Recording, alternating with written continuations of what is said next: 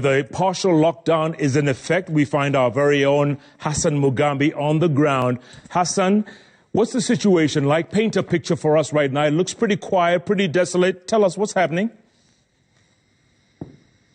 Yes, pretty quiet and desolate is what it is here in Eastleigh area where I am standing right now. Is the intersection of the roundabout that joins, General Waruenge Street on one side and Muratina Road on the other side to come off Juja Road on this other side of Eastleigh.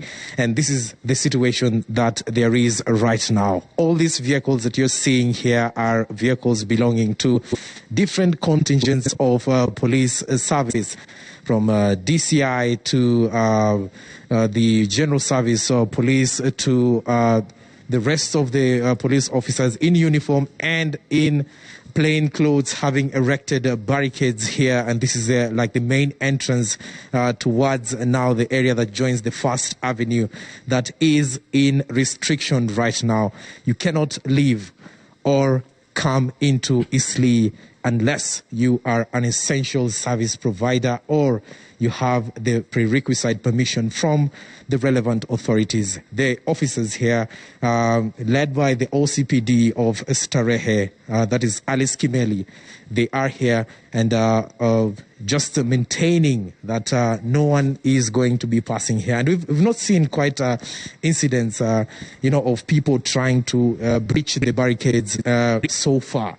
But that is expected to be in its numbers maybe tomorrow. But then again, earlier on today, Jeff, we spoke to a section of residents here in Eastleigh, and they were, praising this thing and also castigating it in equal measure.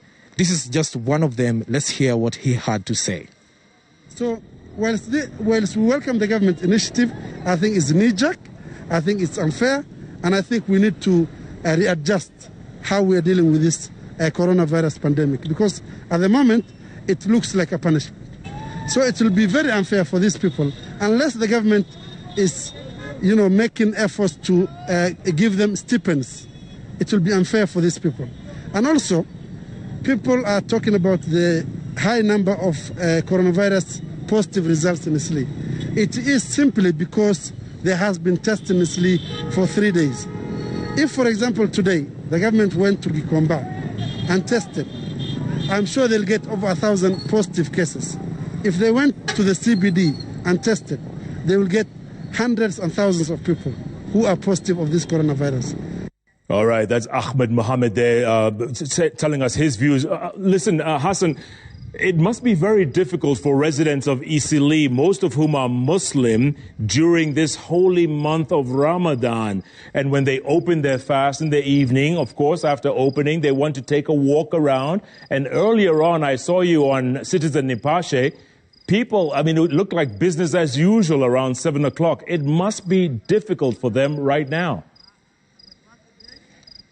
Well, it is quite difficult for them, especially the business people, right now that Ramadan is almost coming into the middle, and towards the tail end of this month, we see a lot of Muslims from across the country, flock this particular area to just do shopping, from clothes to other wares in the household and other things that are bought in this particular place. So business is usually a boom inside Eastleigh. With the restriction, it is going to be business unusual for them.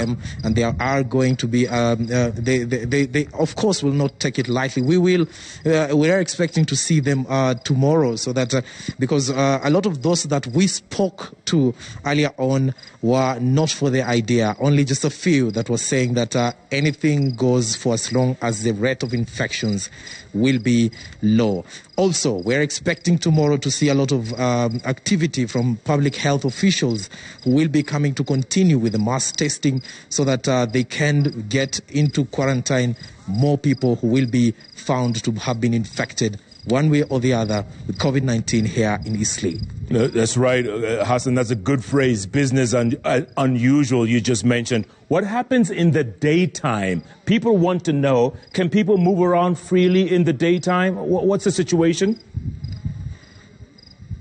Well, with major markets having been closed, areas with people will be a lot, or rather, that attract a lot of people have been closed. Eateries have been closed.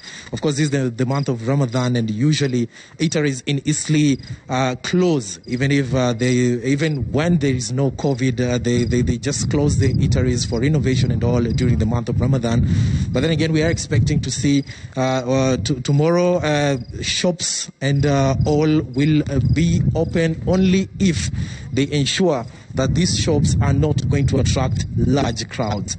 So during the day, things can go on as usual. You can move around during the day, but then again, the Cabinet Secretary for Health also advised that much as you can move around, he advised that you stay in the house and only get out if it is necessary that you want to do that. Yeah, Hassan, I've noticed behind you, there's obviously no movement. The roadblocks obviously seem to be in place, and heavy police presence. Have any people been arrested? Any people been put in the back of Land Rovers and stuff? Is that happening, or are people pretty much abiding to the new restrictions? Well, they're pretty much abiding to the new restriction, but then again, we saw some of them that were put in the backs of Land Rover, those that were out during curfew hours along the First Avenue. We saw a couple of them just being, forced into their houses because they were out and they were just roaming around, especially those that are border operators.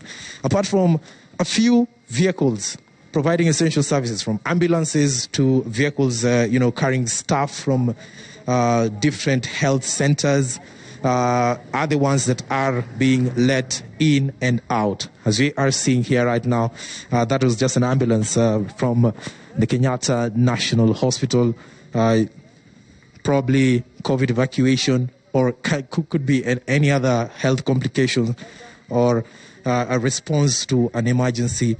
You never know, but we'll be following up to see what exactly is cutting. All right, Hassan, all I can say is stay safe out there, and great reporting. Appreciate it, man. Thank you so much. That's Hassan Mugambi there live in Eastleigh.